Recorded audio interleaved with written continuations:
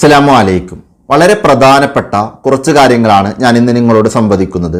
ഒന്ന്, എന്താണ് ഇസ്രാ, എന്താണ് മീറാജ് എന്ന വിഷയം ഞാൻ നിങ്ങൾക്ക് കൃത്യമായി പറഞ്ഞു തരാം.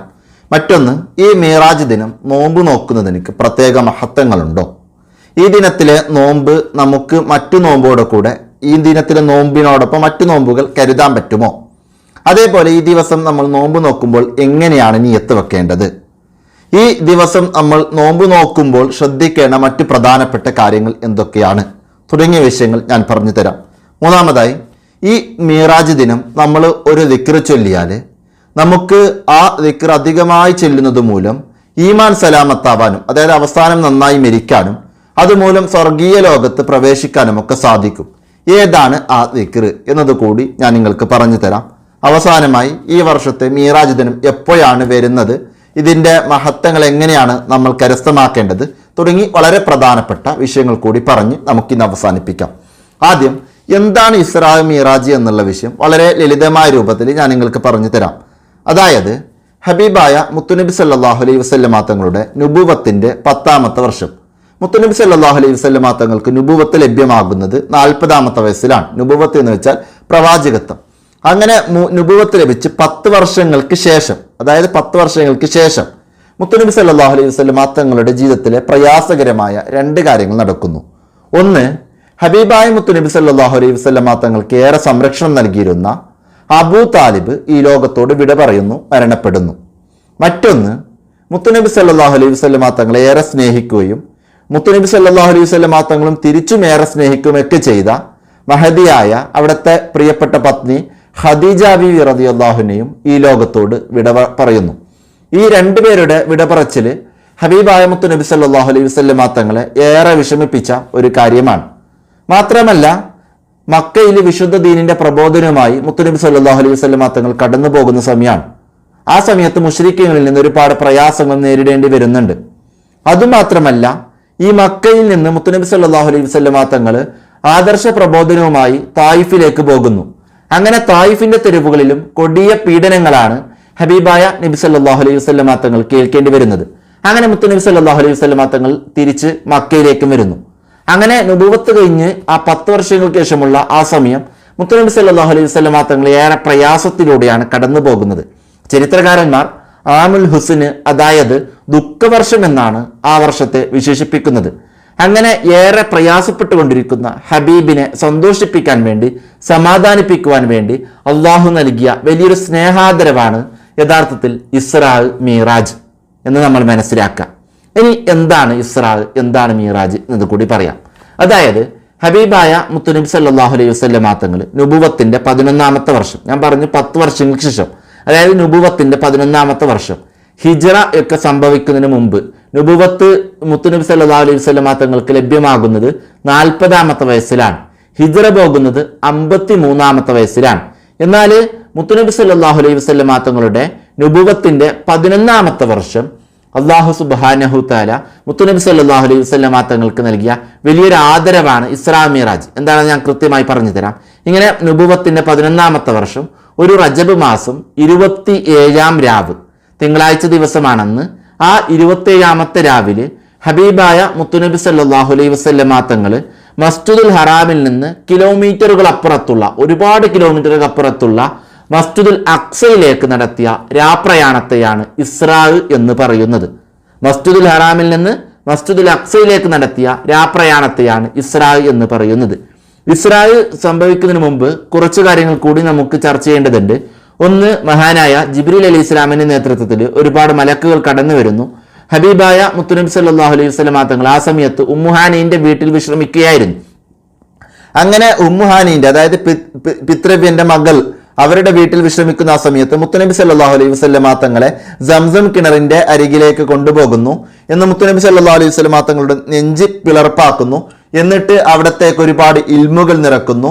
മാത്രമല്ല, വരാനിരിക്കുന്ന ഒരു യാത്രയുടെ ആത്മീയ പാകത സ്വീകരിക്കാനുള്ള കാര്യങ്ങളൊക്കെ അവർ ചെയ്തു കൊടുക്കുന്നു.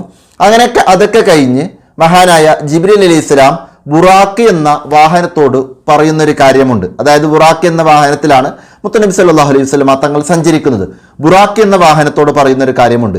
ഇന്നേ വരെ നിന്റെ മേലിൽ ഈ ഹബീബായ നബി സല്ലല്ലാഹു അലൈഹി വസല്ലമ തങ്ങളെക്കാളും ശ്രേഷ്ഠതയുള്ള ഒരു വ്യക്തിയും കയറിയിട്ടില്ല, ഇന്നേ വരെ കയറിയിട്ടില്ല. ആ വിഷയം ബുറാഖ് എന്ന വാഹനത്തെ ജിബ്രീൽ അലൈഹി സ്വലാം ഓർമ്മിപ്പിക്കുക കൂടി ചെയ്യുന്നുണ്ട്. അതായത് അള്ളാഹു സൃഷ്ടിച്ച സൃഷ്ടികളിൽ ഏറെ മഹത്വമുള്ളത് ഹബീബായ മുത്തുനബി സല്ലല്ലാഹു അലൈഹി വസല്ലം തങ്ങൾക്കാണ്. അങ്ങനെ മുത്തുനബി സല്ലല്ലാഹു അലൈഹി വസല്ലം തങ്ങൾ ആ ബുറാഖ് എന്ന വാഹനത്തിലാണ് സഞ്ചരിക്കുന്നത്. ഒറ്റ രാത്രിയാണ് ഇസ്രാവും മീറാജും സംഭവിക്കുന്നത്. അതായത് റജബ് 27 രാവാണ് ഇസ്രാവും മീറാജും സംഭവിക്കുന്നത്. അത് മനസ്സിലാക്കാം. അങ്ങനെ മസ്ജിദുൽ ഹറാമിൽ നിന്ന് മസ്ജിദുൽ അക്സയിലേക്കുള്ള മുത്തുനബി സല്ലല്ലാഹു അലൈഹി വസല്ലം തങ്ങളുടെ രാപ്രയാണത്തെയാണ് ഇസ്രാ എന്ന് പറയുന്നത്. അതുമായി ബന്ധപ്പെട്ട കുറച്ച് കാര്യങ്ങൾ കൂടി നമുക്ക് പറയാനുണ്ട്. അതായത് മസ്ജിദുൽ അക്സയിൽ മുത്തുനബി സല്ലല്ലാഹു അലൈഹി വസല്ലം തങ്ങൾ ഒരുപാട് പ്രവാചകന്മാർക്ക് മുൻകഴിഞ്ഞു പോയ പ്രവാചകന്മാർക്ക് ഇമാമായി നിസ്കരിച്ച കാര്യങ്ങളും വിഷയങ്ങളൊക്കെ ഉണ്ട്. ഏതായാലും ഞാൻ ദീർഘിപ്പിക്കുന്നില്ല. അങ്ങനെ മസ്ജിദുൽ ഹറാമിൽ നിന്ന് മസ്ജിദുൽ അക്സയിലേക്കുള്ള ഈ രാപ്രയാണത്തെ ഇസ്രാ എന്നും, തുടർന്ന് മസ്ജിദുൽ അക്സയിൽ നിന്ന് ഏഴാനാകാശങ്ങളും കടന്നുകൊണ്ട് മുത്തുനബി സല്ലല്ലാഹു അലൈഹി വസല്ലം തങ്ങൾ ആ ബുറാഖ് എന്ന വാഹനത്തിൽ ഒരു വാനലോക യാത്ര നടത്തുന്നുണ്ട്. ആ വാനലോക യാത്രയെ മീറാജ് എന്നുമാണ് പറയുന്നത്. അപ്പോൾ ഇസ്രാ എന്താണ് മീറാജ് എന്ന വിഷയമാണ് നമ്മൾ പറഞ്ഞത്. ഇസ്രാ ഞാൻ നേരത്തെ പറഞ്ഞു, ആ മസ്ജിദുൽ അക്സയിൽ നിന്ന് ഏഴാനാകാശം കടന്ന് മുത്തുനബി സല്ലല്ലാഹു അലൈഹി വസല്ലം തങ്ങൾ നടത്തുന്ന വാനലോക യാത്രയാണ് മീറാജ് എന്ന് പറയുന്നത്. അതുമായി ബന്ധപ്പെട്ട ഒരുപാട് വിഷയങ്ങൾ നമുക്ക് പറയാനുണ്ട്. ഓരോ ആകാശത്തിലേക്ക് കടന്നു പോകുമ്പോഴും ഓരോ പ്രവാചകന്മാർ മുത്തുനബി സല്ലല്ലാഹു അലൈഹി വസല്ലം തങ്ങളെ സ്വീകരിക്കുന്നു, മറ്റൊരുപാട് കാര്യങ്ങൾ. അതൊക്കെ കഴിഞ്ഞ ഒരു വീഡിയോയിൽ കൃത്യമായി ഞാൻ പറഞ്ഞതുകൊണ്ട് ഇന്ന് ദീർഘിപ്പിക്കുന്നില്ല. മാത്രമല്ല, ആ മീറാജിന്റെ സമയത്ത് ഒരുപാട് വിഭാഗം ആളുകളെ മുത്തുനബി സല്ലല്ലാഹു അലൈഹി വസല്ലം തങ്ങൾ കാണുന്നുണ്ട്. അവർ ആരാണെന്ന് ജിബ്രീൽ അലൈഹി സ്വലാമിനോട് ചോദിക്കുന്നുണ്ട്. അപ്പോൾ പറയുന്ന ഉത്തരങ്ങളും കാര്യങ്ങളൊക്കെ ഉണ്ട്. അതൊക്കെ ചില വീഡിയോകളിൽ നമുക്ക് ചർച്ച ചെയ്യാനുണ്ട് ഇൻഷാ അല്ലാഹ്. എന്നേതായാലും ഞാൻ ഈ വിഷയം പറഞ്ഞു ദീർഘിപ്പിക്കുന്നില്ല. ഇപ്പോൾ നമ്മൾ പറഞ്ഞത് എന്താണ് ഇസ്രാ, എന്താണ് മീറാജ് എന്നുള്ള വിഷയമാണ് നമ്മളിപ്പോൾ പറഞ്ഞത്. ഇനി ഞാൻ നിങ്ങൾക്ക് പറഞ്ഞു തരുന്ന വിഷയം, ഈ മീറാജ് ദിനത്തിൽ നോമ്പ് നോക്കുന്നതിന് പ്രത്യേക മഹത്വമുണ്ടോ എന്നുള്ളതാണ്. തീർച്ചയായിട്ടും സുന്നത്ത് നോമ്പുകൾ പ്രതിപാദിക്കുന്നിടത്ത് കൃത്യമായി മനസ്സിലാക്കുക. ഫത്ഹുൽ മൈൻ്റെ ആശയായ ഇയാനത്തിൽ ഈ വിഷയം പറയുന്നുണ്ട്. അതായത് സുന്നത്ത് നോമ്പുകൾ പ്രതിപാദിക്കുന്നിടത്ത് മീറാജ് ദിനം നോമ്പ് നോക്കുക എന്നുള്ളതിന് പ്രത്യേക മഹത്വമുണ്ട് എന്നുള്ളത് ഇയാനത്തിൽ പറയുന്നുണ്ട്.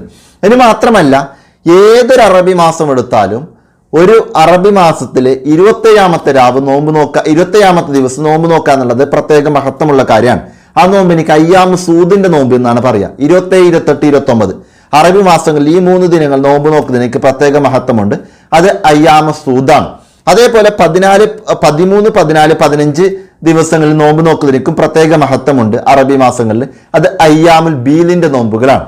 അവിടെ അയ്യാമുൽ ബീലിന്റെ അവിടെ ഞാൻ മറ്റൊരു വീഡിയോയിൽ കൃത്യമായി വിഷയങ്ങൾ അവതരിപ്പിച്ചിട്ടുണ്ട്. എന്നാൽ കൂടി ഒരു കാര്യം കൂടി സൂചിപ്പിക്കുകയാണ്.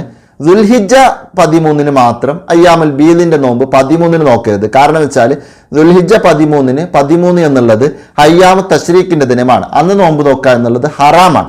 അതുകൊണ്ട് കിതാബുകൾ പ്രത്യേകം അടുപ്പിക്കുന്നുണ്ട്. ദുൽഹിജ്ജ മാസത്തിൽ ഈ 13 നോമ്പ് നോക്കാൻ പറ്റില്ല. അതുകൊണ്ട് തന്നെ 16 നോമ്പ് നോക്കുന്നതിന് പ്രത്യേക മഹത്വമുണ്ട് എന്നുള്ളത്. ഏതായാലും ഈ റജബിലാണെങ്കിലും 27 നോമ്പ് നോക്കുക എന്നുള്ളത് എനിക്ക് പ്രത്യേക മഹത്വമുണ്ട്. മീറാജിന്റെ ദിനം നോമ്പ് നോക്കൽ സുന്നത്താണ് എന്നുള്ളത് തന്നെ കിതാബിൽ പറഞ്ഞിട്ടുണ്ട്. ഇനി അത് മാത്രമല്ല, പണ്ഡിതന്മാർക്ക് ആ വിഷയത്തിൽ ഒരു അഭിപ്രായങ്ങൾ ഉണ്ടെങ്കിൽ പോലും നമ്മൾ മനസ്സിലാക്കേണ്ടത് അയ്യാമു സൂദിന്റെ നോമ്പ് നോക്കൽ ഏതായാലും സുന്നത്താണ്. ആ വിഷയം പ്രത്യേകം നമ്മൾ മനസ്സിലാക്കുക. അപ്പൊ ഏതായാലും ആ ദിവസം നോമ്പ് നോക്കുന്നതിന് പ്രത്യേക മഹത്വമുണ്ട്. മാത്രമല്ല, മഹത്വങ്ങൾ പഠിപ്പിക്കുന്നത് കാണാം. ഈ മീറാജിന്റെ ദിനത്തിലുള്ള നോമ്പ് എന്നുള്ളത് 60 മാസത്തിന്റെ നോമ്പിന് പ്രതിഫലം ലഭിക്കുന്ന നോമ്പാണെന്നുള്ളത് മഹാന്മാർ നമ്മോട് പഠിപ്പിക്കുന്നുണ്ട്. അതുകൊണ്ട് പറ്റുന്നവർ മാക്സിമം ഈ ദിനം നോമ്പ് നോക്കാൻ പ്രത്യേകം ശ്രദ്ധിക്കാം. ഇനി നമ്മൾ നിലകൊള്ളുന്ന ഈ 2024 ഫെബ്രുവരി 8 വ്യാഴാഴ്ചയാണ് മീറാജ് ദിനം കടന്നു വരുന്നത്. അപ്പോൾ വ്യാഴാഴ്ച ദിവസം നമ്മൾ നോമ്പ് നോക്കുക എന്നുള്ളത് പ്രത്യേകം ശ്രദ്ധിക്കുക. അപ്പോൾ ആ ദിവസം ഏതായാലും വ്യാഴാഴ്ച നോമ്പ് നോക്കുക എന്നുള്ളത് സുന്നത്താണ്. മാത്രമല്ല, അയ്യാമു സൂദിന്റെ നോമ്പ് സുന്നത്താണ്, ഞാൻ പറഞ്ഞു. ഇതിനെല്ലാം പുറമെ റജബ് 27 മീറാജ് ദിനമാണ്. അന്ന് നോമ്പ് നോക്കുക എന്നതിനും പ്രത്യേക മഹത്വമുണ്ട്. ആ വിഷയം പ്രത്യേകം മനസ്സിലാക്കുക. ഇനി അടുത്തത് നമ്മൾ ശ്രദ്ധിക്കേണ്ടത്, ഈ സുന്നത്തായ നോമ്പുകൾ നോക്കുമ്പോൾ ഫർളായ നോമ്പുകൾ ഒന്നിച്ച് ഖളാ വീട്ടാൻ പറ്റുമോ എന്നുള്ളതാണ്. യഥാർത്ഥത്തിൽ നമ്മളൊരു കാര്യം മനസ്സിലാക്കേണ്ടത്, നിർബന്ധമായ ഒരു കാര്യം നമുക്ക് ചെയ്യാനുണ്ടെങ്കിൽ, അത് നിർബന്ധമായ നിസ്കാരങ്ങളാകട്ടെ അല്ലെങ്കിൽ നിർബന്ധമായ നോമ്പുകളാകട്ടെ, ഇവയൊക്കെ നഷ്ടപ്പെട്ടിട്ടുണ്ട്, ഇവയൊക്കെ ഖളാ വീട്ടാനുണ്ടെങ്കിൽ തീർച്ചയായിട്ടും നമ്മൾ എപ്പോഴും ഫസ്റ്റ് പ്രയോറിറ്റി കൊടുക്കേണ്ടത് നിർബന്ധമായ കാര്യങ്ങൾ വീട്ടാൻ തന്നെയാണ്. അങ്ങനെ ആവുമ്പോൾ ഒരാൾക്ക് നോമ്പ് ഖളായി പോയിട്ടുണ്ടെങ്കിൽ റമദാൻ മാസം തീർച്ചയായിട്ടും ആ നോമ്പ് അവൻ ഖളാ വീട്ടിയിരിക്കണം. അങ്ങനെ ഖളാ വീട്ടാൻ മറ്റു സമയങ്ങൾ ലഭ്യമാകാതെ വരുമ്പോൾ ഈ ഇതുപോലത്തെ പ്രത്യേകമായ ദിനങ്ങൾ അതിനുവേണ്ടി അവർ തീർച്ചയായിട്ടും ഉപയോഗപ്പെടുത്തുകയും നഷ്ടപ്പെട്ടു പോയ നോമ്പ് ഖദാ വീട്ടുകയും വേണം എന്നത് കൂടി ഈ അവസരത്തിൽ ഞാൻ പ്രത്യേകം ഓർത്തുകയാണ്. ആ വിഷയം നമ്മൾ പ്രത്യേകം ശ്രദ്ധിക്കേണ്ട കാര്യമാണ്. അത് നമ്മുടെ കൂട്ടത്തിൽ പല ആളുകളും ഒരു പക്ഷേ നിർബന്ധമായ കാര്യങ്ങൾക്ക് അത്ര പ്രാധാന്യം കൊടുക്കാതെ സുന്നത്തിന് കൂടുതലായി പ്രാധാന്യം കൊടുക്കുന്നത് കാണാറുണ്ട്. നമ്മൾ സുന്നത്തിന് വലിയ പ്രാധാന്യം കൊടുക്കണം. സുന്നത്തിന് പ്രാധാന്യം കൊടുക്കുക എന്ന് വെച്ചാൽ തന്നെ അത് അള്ളാഹുവിലേക്ക് അടുക്കാനുള്ള വലിയ മാർഗമാണ്. മാത്രമല്ല, അങ്ങനെ സുന്നത്തിന് പ്രാധാന്യം കൊടുക്കുമ്പോൾ നമ്മളെപ്പോഴും നിർബന്ധമായതിനൊക്കെ പ്രാധാന്യം മുന്തിച്ചു കൊടുത്തിരിക്കണം എന്നത് കൂടി നമ്മൾ തിരിച്ചറിയാം. അങ്ങനെ വരുമ്പോൾ റമദാൻ മാസം ഒരാൾക്ക് നോമ്പ് നഷ്ടപ്പെട്ടിട്ടുണ്ടെങ്കിൽ ആ നോമ്പ് ഖലാ വീട്ടാം. അങ്ങനെ നോമ്പ് ഖലാ വീട്ടുന്നതോടൊപ്പം ഈ സുന്നത്തായ നോമ്പുകൾ കൂടി നമ്മൾ നോക്കാം. അങ്ങനെ സുന്നത്തായ നോമ്പുകൾ കൂടി നോക്കിയാൽ അത് നിയത്തൊക്കെ ഞാൻ കൃത്യമായി പറഞ്ഞു തരാം. അവിടെ നമ്മുടെ നോമ്പ് ഖലാ വീടുകയും ചെയ്യും, ഒപ്പം ഈ സുന്നത്തിന്റെ പ്രതിഫലം നമുക്ക് ലഭ്യമാവുകയും ചെയ്യും എന്നുള്ളതും കിതാബുകളിൽ നമുക്ക് കാണുന്നുണ്ട്. ആ വിഷയം പ്രത്യേകം ശ്രദ്ധിക്കാം. അപ്പൊ ഇൻഷാ അല്ലാഹ് ഞാൻ നിങ്ങൾക്ക് അടുത്തതായി പറഞ്ഞു തരുന്നത് ഈ നോമ്പിന്റെ നിയത്താണ്. നോമ്പിന്റെ നിയത്ത് എന്ന് വെച്ചാൽ നാളത്തെ മീറാജിന്റെ സുന്നത്ത് നോമ്പ് അള്ളാഹു തആലക്ക് വേണ്ടി നോട്ടിയിടുവാൻ ഞാൻ കരുതി എന്ന രൂപത്തിൽ നിയത്ത് വെച്ചാൽ മതി. അത് വ്യാഴാഴ്ച കൂടി ആയതുകൊണ്ട് വേണമെങ്കിൽ ഒരാൾക്ക് നാളത്തെ മീറാജിന്റെ സുന്നത്ത് നോമ്പ് വ്യാഴാഴ്ചയുടെ സുന്നത്ത് നോമ്പോട് കൂടെ അള്ളാഹു തആലക്ക് വേണ്ടി നോട്ടിയിടുവാൻ ഞാൻ കരുതി എന്നും കരുതാം. ഇനി വേണമെങ്കിൽ ഒരാൾക്ക് കുറച്ചും കൂടി ഒന്നും കൂടി അധികരിപ്പിച്ചുകൊണ്ട് നാളത്തെ മീറാജിന്റെ സുന്നത്ത് നോമ്പ് അയ്യാമസൂദിന്റെയും വ്യാഴാഴ്ചയുടെയും സുന്നത്ത് നോമ്പോട് കൂടെ അള്ളാഹു തആലക്ക് വേണ്ടി നോട്ടിയിടുവാൻ ഞാൻ കരുതി എന്ന രൂപത്തിൽ നിയത്ത് വെക്കാവുന്നതാണ്. മനസ്സിലാക്കാം, ഇങ്ങനെയാണ് നിയത്ത് വെക്കേണ്ടത്. ഇനി മറ്റൊരു വിഷയം നമ്മൾ മനസ്സിലാക്കേണ്ടത്, ഈ സുന്നത്തായ നോമ്പുകൾക്ക് നിയത്ത് രാത്രിയിൽ തന്നെ സംഭവിക്കണമെന്ന് നിർബന്ധമില്ല. നമ്മുടെ ഷാഫി മദ്ഹബ് പ്രകാരം അത് പകലിൽ സംഭവിച്ചാലും മതി. അങ്ങനെ വരുമ്പോൾ ഉച്ചയ്ക്ക് മുമ്പായിട്ട് നമ്മൾ നിയത്ത് വെക്കണം. പക്ഷേ സുബഹിക്ക് ശേഷം അങ്ങനെ നോമ്പ് മുറിയുന്ന കാര്യങ്ങൾ നമ്മൾ ചെയ്യാനും പാടില്ല. ആവശ്യം പ്രത്യേകം ശ്രദ്ധിക്കണം. അപ്പോൾ ഒരാൾക്ക് സുബഹിക്ക് മുമ്പ് നിയത്ത് വെക്കാൻ മറന്നുപോയെങ്കിൽ സുബഹിക്ക് മുമ്പ് നിയത്ത് വെക്കുന്ന ആ ഘട്ടങ്ങളിലെല്ലാം നമ്മൾ നിയത്തിൽ നാളെയും തന്നെയാണ് കരുതേണ്ടത്. ഇനി സുബഹിക്ക് മുമ്പ് ഒരാൾക്ക് നിയത്ത് വെക്കാൻ മറന്നുപോയെങ്കിൽ സുബഹിക്ക് ശേഷം ഇന്നത്തെ മീറാജിന്റെ സുന്നത്ത് നോമ്പ് അള്ളാഹു തആലക്ക് വേണ്ടി നോട്ടിയിടുവാൻ ഞാൻ കരുതി എന്ന രൂപത്തിൽ നിയത്ത് വെച്ചിട്ട് നോമ്പ് നോക്കാവുന്നതാണ്. ഉച്ചയ്ക്ക് മുമ്പായിട്ട് നിയത്ത് സംഭവിക്കണം. ആവശ്യം പ്രത്യേകം ശ്രദ്ധിക്കുക. ഇനി നോമ്പ് നഷ്ടപ്പെട്ടവരുണ്ടെങ്കിൽ ഈ ഖലായി പോയ നോമ്പ് അതിന്റെ നിയത്ത് എപ്പോഴും ഫർളായ നോമ്പുകൾക്ക് നിയത്ത് നമ്മൾ മനസ്സിലാക്കേണ്ടത് സുബഹിക്ക് മുമ്പ് നിയത്ത് വെക്കണം. അപ്പോൾ ഈ ഖലായി പോയ നോമ്പ് നമ്മൾ ഏതായാലും കരുതണം. അങ്ങനെ വരുമ്പോൾ റമദാൻ മാസം ഖലായി പോയ ഫർളാക്കപ്പെട്ട നോമ്പ് നാളെ മീറാജിന്റെ സുന്നത്ത് നോമ്പോട് കൂടെ അള്ളാഹു തആലക്ക് വേണ്ടി നോട്ടിയിടുവാൻ ഞാൻ കരുതി എന്ന രൂപത്തിൽ നിയത്ത് വെച്ചിട്ട് നോമ്പ് അനുഷ്ഠിക്കാവുന്നതാണ്. ആ വിഷയം പ്രത്യേകം മനസ്സിലാക്കുക. ഇനി നോമ്പ് നേർച്ചയാക്കിയവരാണെങ്കിൽ മനസ്സിലാക്കുക, ചിലപ്പോൾ ചില ആളുകളൊക്കെ പല കമന്റുകളിലായി ചോദിക്കാറുണ്ട്, ഇന്ന ദിവസം നമുക്ക് നോമ്പ് നേർച്ചയാക്കാൻ പറ്റുമോ എന്നുള്ള വിഷയങ്ങളൊക്കെ. യഥാർത്ഥത്തിൽ നമ്മളൊരു കാര്യം മനസ്സിലാക്കേണ്ടത്, നേർച്ച എന്ന് വെച്ചാൽ അത് ഒരു സുന്നത്തായ കാര്യത്തെ നിർബന്ധമാക്കുന്ന ഒരു വിഷയമാണ്. ഇപ്പോൾ ഒരു ഉദാഹരണത്തിന് സദക്ക കൊടുക്കുക, ഒരു സ്ഥാപനത്തിലേക്ക് സദക്ക കൊടുക്കുക എന്നുള്ളത് സുന്നത്താണ്. സദക്ക കൊടുക്കുക എന്നുള്ളത് സുന്നത്താണ്. സദക്ക എന്നുള്ളത് സുന്നത്താണ്. അപ്പോൾ ഒരാൾ പറയാണ്, ഞാൻ ഇവിടത്തേക്ക് 500 രൂപ കൊടുക്കാൻ നേർച്ചയാക്കി എന്ന് പറയുകയാണെങ്കിൽ അത് അവനക്ക് നിർബന്ധമായി മാറി. ഒരു 10 സ്വലാത്ത് ചെല്ലുക എന്നുള്ളത് സുന്നത്താണ്. ഇന്ന വിഷയത്തിന് വേണ്ടി 10 സ്വലാത്ത് ചെല്ലാൻ വേണ്ടി ഞാൻ നേർച്ചയാക്കി എന്ന് പറഞ്ഞാൽ പിന്നെ സ്വലാത്ത് ചൊല്ലി വിടുക എന്നുള്ളത് നിർബന്ധമായിട്ട് മാറി. അത് സുന്നത്തായ ഒരു പ്രവർത്തനത്തെ നേർച്ച എന്ന് പറഞ്ഞ് നമ്മൾ നിർബന്ധമാക്കി മാറ്റുകയാണ് ചെയ്യുന്നത്. അപ്പോൾ മീറാജിന്റെ ദിനം ഒരാൾക്ക് നോമ്പ് നേർച്ചയാക്കണമെങ്കിൽ നോമ്പ് നേർച്ചയാക്കാം. ചില ആളുകളൊക്കെ രോഗങ്ങൾ മാറാൻ മറ്റു ആവശ്യങ്ങൾ നേടിയെടുക്കാനൊക്കെ നോമ്പ് നേർച്ചയാക്കാറുണ്ട്. അങ്ങനെ നോമ്പ് നേർച്ചയാക്കി നോക്കാവുന്നതാണ്. അങ്ങനെ ഒരാൾ മീറാജിന് ദിനം നോമ്പ് നോക്കാൻ നേർച്ചയാക്കിയെന്ന് അവൻ കരുതിയാൽ മനസ്സിലാക്കേണ്ടത്, അവൻ പറഞ്ഞാൽ നോമ്പ് നോക്കാൻ നേർച്ചയാക്കിയെന്ന് അവൻ പറഞ്ഞാൽ അവർ മനസ്സിലാക്കേണ്ട വിഷയം എന്ന് വെച്ചാൽ ആ ദിവസം നോമ്പ് നോക്കണം. അങ്ങനെ വരുമ്പോൾ നേർച്ചയാക്കിയത് മൂലം ഫർളാക്കപ്പെട്ട നാളത്തെ മീറാജിന്റെ നോമ്പ് അള്ളാഹു തആലക്ക് വേണ്ടി നോട്ടിയിടുവാൻ ഞാൻ കരുതി എന്ന രൂപത്തിൽ നിയത്ത് വെച്ചിട്ട് നോമ്പ് നോക്കാവുന്നതാണ്. ഇനി ഒരാൾ ഇങ്ങനെ കരുതി റജബിൽ ഒരു നോമ്പ് നോക്കാൻ നേർച്ചയാക്കി, അല്ലെങ്കിൽ ഒരു നോമ്പ് നോക്കാൻ നേർച്ചയാക്കി, എപ്പോഴൊന്നും കരുതിയിട്ടില്ല, അത്തരം നോമ്പുകളും ഈ സുന്നത്തായ നോമ്പുകളോട് കൂടെ നമുക്ക് ആ സുന്നത്തായ നോമ്പുകൾ വരുന്ന ഈ ദിനങ്ങളിൽ നമുക്ക് നോമ്പ് നോക്കാവുന്നതാണ്. നേർച്ചയാക്കിയ നോമ്പ് എപ്പോഴും നേർച്ചയാക്കിയത് മൂലം ഫർളാക്കപ്പെട്ട നോമ്പ് എന്ന രൂപത്തിൽ തന്നെ നിയത്ത് നമ്മൾ പ്രത്യേകം കരുതേണ്ടതുണ്ട്. ആവശ്യം പ്രത്യേകം ശ്രദ്ധിക്കുക. ഇൻഷാ അല്ലാഹ് ഇത്തരം കാര്യങ്ങളാണ് ഇന്ന് ഞാൻ നിങ്ങളോട് പറയാൻ ആഗ്രഹിക്കുന്നത്. അതായത് നമ്മളിപ്പോൾ പറഞ്ഞത് എന്താണ് ഇസ്രാ, എന്താണ് മീറാജ്, അതേപോലെ തന്നെ ഈ മീറാജ് ദിനത്തിലെ നോമ്പ്, ആ നോമ്പിൽ ശ്രദ്ധിക്കേണ്ട വിഷയങ്ങൾ, അതിൻ്റെ നിയത്ത് തുടങ്ങി വളരെ പ്രധാനപ്പെട്ട കാര്യങ്ങളാണ്. അടുത്തതായി ഞാൻ നിങ്ങളോട് പറയാൻ ആഗ്രഹിക്കുന്ന വളരെ പ്രധാനപ്പെട്ട ഒരു വിഷയമുണ്ട്. അതായത് മീറാജിന്റെ ദിനം ഒരു ദിക്ർ, അതായത് സുബ്ഹാനല്ലാഹി വൽഹംദുലില്ലാഹി വലാ ഇലാഹ ഇല്ലല്ലാഹു വല്ലാഹു അക്ബർ. ഏതാണ്? സുബ്ഹാനല്ലാഹി വൽഹംദുലില്ലാഹി വലാ ഇലാഹ ഇല്ലല്ലാഹു വല്ലാഹു അക്ബർ എന്നുള്ള ഈ ദിക്ർ അധികമായി നമ്മൾ ചൊല്ലിയാൽ ഇതുമൂലം നമ്മുടെ ഈമാൻ സലാമത്തിലാകാനും സ്വർഗപ്രവേശനം ലഭിക്കാനുമൊക്കെ കാരണമാകുമെന്ന് മഹാന്മാര് പഠിപ്പിക്കുന്നുണ്ട് ഇൻഷാ അല്ലാഹ്. അതുകൊണ്ട് ഈ ദിക്ർ എപ്പോൾ ചൊല്ലുന്നതിന് വലിയ മഹത്വമുണ്ട്. ഹദ്ദാദ് നമ്മൾ ചൊല്ലുന്ന ദിക്റാണ്. തസ്ബീഹ് നിസ്കാരം നിർവഹിക്കുമ്പോൾ ഈ ദിക്റാണ് നമ്മൾ ചൊല്ലുന്നത്. പെരുന്നാൾ നിസ്കാരത്തിന്റെ തക്ബീറുകൾക്കിടയിൽ ഈ ദിക്റാണ് നമ്മൾ ചൊല്ലുന്നത്. അങ്ങനെ തുടങ്ങി പലയിടങ്ങളിൽ ഈ ദിക്ർ നമ്മൾ ചൊല്ലാറുണ്ട്. ഈ ദിക്ർ എങ്ങനെ ചൊല്ലാണെങ്കിൽ വലിയ മഹത്വമുണ്ട് എപ്പോൾ ചൊല്ലാണെങ്കിലും. എന്നാൽ ഈ മീറാജിന്റെ ദിനം, അതായത് റജബ് 27 രാവും പകലുമൊക്കെ അധികമായി ഈ ദിക്ർ ചൊല്ലുക എന്നുള്ളത് നമ്മുടെ ഈമാൻ സലാമത്ത് ആവാനും അതുപോലെ അതുമൂലം സ്വർഗപ്രവേശനം ലഭിക്കാനുമൊക്കെ പ്രത്യേക കാരണമായി മാറും. അല്ലാഹു സുബ്ഹാനഹു തആല തൗഫീഖ് നൽകി അനുഗ്രഹിക്കുമാറാകട്ടെ. ആമീൻ യാ റബ്ബൽ ആലമീൻ. മറ്റൊരു കാര്യം കൂടി നമ്മൾ മനസ്സിലാക്കേണ്ടത്, ഒരു പക്ഷേ നിസ്കാരങ്ങളൊന്നും ഇല്ലാതെ ആർത്തവത്തിലോ നിഫാസിലോ ഇങ്ങനെ വലിയ ശുദ്ധികളിലൂടെ കടന്നു പോകുന്നവർ, പ്രത്യേകിച്ച് സ്ത്രീകൾ നമ്മുടെ കൂട്ടത്തിലുണ്ടാകുമ്പോൾ അവർക്ക് നിസ്കരിക്കാനും നോമ്പ് നോക്കാനൊന്നും പറ്റാത്ത സാഹചര്യങ്ങളാണ്. ആ സമയങ്ങളും അവർക്ക് ഈ ദിക്റൊക്കെ ചൊല്ലാം. അപ്പോൾ ഇൻഷാ അല്ലാഹ് പറ്റുന്നവരൊക്കെ ഈ സുബ്ഹാനല്ലാഹി വൽഹംദുലില്ലാഹി വലാ ഇലാഹ ഇല്ലല്ലാഹു വല്ലാഹു അക്ബർ എന്നുള്ള ഈ ദിക്ർ മീറാജ് ദിനം അധികമായി ചൊല്ലാൻ വേണ്ടി പ്രത്യേകം ശ്രദ്ധിക്കുക. അല്ലാഹു സുബ്ഹാനഹു തആല തൗഫീഖ് നൽകി അനുഗ്രഹിക്കട്ടെ. ആമീൻ യാ റബ്ബൽ ആലമീൻ.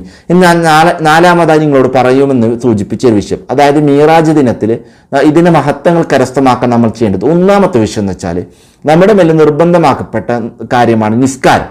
ആ നിസ്കാരം അല്ലാഹു സുബ്ഹാനഹു തആല ഹബീബായ മുത്തുനബി സല്ലല്ലാഹു അലൈഹി വസല്ലം തങ്ങൾക്ക് സമ്മാനമായി നൽകിയ ദിനം എന്നുള്ളത് അത് മീറാജ് ദിനമാണ്. അതുകൊണ്ട് ഫർദ് നിസ്കാരങ്ങൾ ഒന്നും ഇനി മുതൽ എന്നിൽ നിന്ന് നഷ്ടപ്പെട്ടു പോവില്ല, ഖളാ ആയി പോവില്ല എന്ന പ്രതിജ്ഞ നമ്മൾ ഈ ദിനം എടുക്കണം. അല്ലാഹു തൗഫീഖ് നൽകി അനുഗ്രഹിക്കട്ടെ. ആമീൻ യാ റബ്ബൽ ആലമീൻ.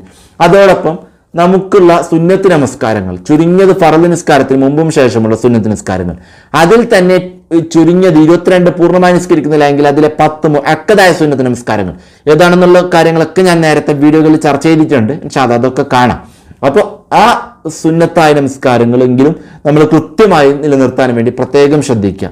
മറ്റൊന്ന് വളരെ പ്രധാനപ്പെട്ടത്, നമ്മൾ കൂട്ടത്തിൽ കുടുംബ ബന്ധങ്ങളിൽ ചിലപ്പോൾ കുടുംബക്കാരോട് തർക്കിച്ച് നിൽക്കുന്നവർ, ദേഷ്യപ്പെട്ട് നിൽക്കുന്നവർ, സംസാരിക്കാൻ നിൽക്കുന്നവരൊക്കെ ഉണ്ടെങ്കിൽ ഇന്നു മുതൽ ഈ ദിവസത്തെ പ്രത്യേകം ഓർത്തുകൊണ്ട് ആ കാര്യത്തിൽ നമ്മൾ മാറി കുടുംബബന്ധം പുലർത്തണം. അങ്ങനെ ദേഷ്യപ്പെട്ട് ഇരിക്കുന്നവരോട്, മിണ്ടാതിരിക്കുന്നവരോട് ഇപ്പോൾ തന്നെ വിളിച്ച് കാര്യങ്ങളൊക്കെ അന്വേഷിക്കണം. അവരോട് എന്തെങ്കിലും പൊരുത്തപ്പെടിക്കാനുണ്ടെങ്കിൽ പൊരുത്തപ്പെടിക്കണം. ഇനി അവർ ഇങ്ങോട്ട് വിളിച്ച് സംസാരിക്കട്ടെ എന്ന് പറഞ്ഞ് നമ്മൾ ആരും നിൽക്കരുത്. എന്ത് വിഷയമാണെങ്കിലും നമ്മുടെ ഭാഗത്ത് തന്നെയാണ് ശരി, അവരുടെ ഭാഗത്ത് തെറ്റാണ് എന്നാണ് നമ്മൾ മനസ്സിലാക്കുന്നതെങ്കിൽ പോലും അവരോട് വിളിച്ച് കാര്യങ്ങളൊക്കെ സംസാരിക്കുക. അല്ലാഹു വലിയ ബർക്കത്ത് നൽകും. കുടുംബബന്ധം നമ്മൾ മുറിച്ചു പോകുന്നതിലൂടെ നമുക്ക് ഒരുപാട് കാര്യങ്ങൾ നഷ്ടപ്പെട്ടു പോകും. അല്ലാഹു നമുക്ക് എല്ലാവർക്കും സലാമത്ത് നൽകി അനുഗ്രഹിക്കുമാറാകട്ടെ. ആമീൻ. അതുകൊണ്ട് തീർച്ചയായിട്ടും കുടുംബബന്ധം എല്ലാവരും കൃത്യമായി നിലനിർത്തണം. മറ്റൊന്ന് വളരെ പ്രധാനപ്പെട്ടത്, നമ്മുടെ കൂട്ടത്തിൽ പല ആളുകളും ചെയ്യുന്ന ഒരു കാര്യം എന്ന് വെച്ചാൽ ഒരുപാട് നല്ല കാര്യങ്ങളൊക്കെ ചെയ്യും, പക്ഷെ മറ്റുള്ളവരെ കുറിച്ച് മോശമായി പറയുകയും ചിന്തിക്കുകയും അതേപോലെ തന്നെ എപ്പോഴും മോശമായി അവരെ കുറിച്ച് പ്രചരിപ്പിക്കുകയൊക്കെ ചെയ്യും. ഇൻഷാ അല്ലാഹ് അത്തരം ഒരു സ്വഭാവം നമ്മിൽ നിന്ന് ഒരിക്കലും ഉണ്ടാവാൻ പാടില്ല. എസ്പെഷ്യലി ഈ സോഷ്യൽ മീഡിയ യുഗത്തിലൊക്കെ കിട്ടുന്ന മെസ്സേജുകളൊക്കെ ഫോർവേഡ് ചെയ്യാനും, കിട്ടുന്ന ആളുകളൊക്കെ തെരുവിളിക്കാനും, കിട്ടുന്ന ആളുകളൊക്കെ മോശമായി കാണാനും, കമൻറ്റുകൾ എഴുതാനും ഒക്കെ നമ്മൾ നിലകൊള്ളാറുണ്ട്. ഒരിക്കലും അങ്ങനെയുള്ള പ്രവർത്തനം നമ്മിൽ നിന്നുണ്ടാവാൻ പാടില്ല. അതുമൂലം നമുക്ക് നാളെ പാരത്രിക ലോകത്തേക്കുള്ള നമ്മുടെ അമലുകളാണ് നഷ്ടപ്പെട്ടു പോകുന്നത് എന്ന് കൂടി നമ്മൾ തിരിച്ചറിയാം. അതുകൊണ്ട് അല്ലാഹു സുബ്ഹാനഹു തആല ഇഷ്ടപ്പെട്ട നല്ല, അവൻ തൃപ്തിപ്പെട്ട, അവൻ്റെ പൊരുത്തമുള്ള ഒരു ജീവിതം നമുക്ക് നയിക്കണം. അങ്ങനെയാവാൻ വേണ്ടി മറ്റുള്ളവരെ കുറിച്ച് നമ്മളൊന്നും മോശമായി പറയാതിരിക്കാൻ പ്രത്യേകം ശ്രദ്ധിക്കുക. നമ്മുടെ സ്വഭാവം പ്രത്യേകിച്ച് നന്നാക്കാൻ വേണ്ടി ശ്രദ്ധിക്കുക. ഏതായാലും നല്ലൊരുപാട് കാര്യങ്ങൾ പറയാനും കേൾക്കാനും ജീവിതത്തിൽ പ്രാവർത്തികമാറ്റാനും മറ്റുള്ളവർക്ക് പകർന്നു കൊടുക്കാനും അല്ലാഹു നമുക്ക് തൗഫീഖ് നൽകി അനുഗ്രഹിക്കട്ടെ. ആമീൻ യാ റബ്ബൽ ആലമീൻ. ഇൻഷാ അല്ലാഹ് അല്ലാഹു നമുക്കെല്ലാവർക്കും ദുനിയാവിലും ആഖിറത്തിലും വലിയ വിജയം നൽകട്ടെ. നമ്മുടെ കൂട്ടത്തിൽ കച്ചവടങ്ങൾ, അതുപോലെ ജോലികളിൽ, പഠനങ്ങളിലൊക്കെ ഏർപ്പെടുന്ന ഒരുപാട് പേരുണ്ട്, നമ്മളടക്കം. എല്ലാവർക്കും അല്ലാഹു വലിയ സമാധാനവും സന്തോഷവും വലിയ വിജയം നൽകി അനുഗ്രഹിക്കട്ടെ. നമ്മുടെ കൂട്ടത്തിൽ രോഗങ്ങളെ കൊണ്ട് പ്രയാസങ്ങൾ അനുഭവിക്കുന്നവരുണ്ട്, അതുപോലെ ശാരീരികമായ സാമ്പത്തികമായ പ്രയാസങ്ങളുണ്ട്, മാനസികമായ വിഷമങ്ങൾ അനുഭവിക്കുന്നവരുണ്ട്. എല്ലാവർക്കും അല്ലാഹു വലിയ പരിഹാരവും സമാധാനവും സന്തോഷവും സന്തോഷവും നൽകട്ടെ. ആമീൻ യാ റബ്ബൽ ആലമീൻ. ഇൻഷാ അല്ലാഹ് ഞാൻ ഇന്ന് ഇത്രയും പറഞ്ഞ് അവസാനിപ്പിക്കുന്നു. ഇതുപോലത്തെ ഉപകാരപ്രദമായ അറിവുകൾക്ക് ഈ ചാനൽ സബ്സ്ക്രൈബ് ചെയ്യാൻ കൂടി മറക്കരുത്. ഇൻഷാ അല്ലാഹ് ഒപ്പം നിങ്ങളുടെ ദുആയിൽ എന്നെ പ്രത്യേകിച്ച് ഉൾപ്പെടുത്താം. നിങ്ങൾക്ക് വേണ്ടി ഞാനും ദുആ ചെയ്യും. അള്ളാഹു നമ്മെല്ലാവരെയും ഹബീബായ മുത്തുനബി സല്ലല്ലാഹു അലൈഹി വസല്ലം തങ്ങളോടൊപ്പം നാളെ സ്വർഗീയ ലോകത്ത് ഒരുമിച്ച് കൂട്ടട്ടെ. അള്ളാഹു സുബ്ഹാനഹു തആല മുത്തുനബി സല്ലല്ലാഹു അലൈഹി വസല്ലം തങ്ങൾക്ക് സമ്മാനമായി നൽകിയ നിസ്കാരം വിശുദ്ധമായ മിറാജ് രാവിന്റെ ബർക്കത്തുകൊണ്ട് കൃത്യമായി നിലർത്തിക്കൊണ്ടു പോകാൻ അള്ളാഹു നമുക്ക് തൗഫീഖ് നൽകി അനുഗ്രഹിക്കട്ടെ. ആമീൻ യാ റബ്ബൽ ആലമീൻ. ദുആ വസിയത്തോടെ അസ്സലാമു അലൈക്കും.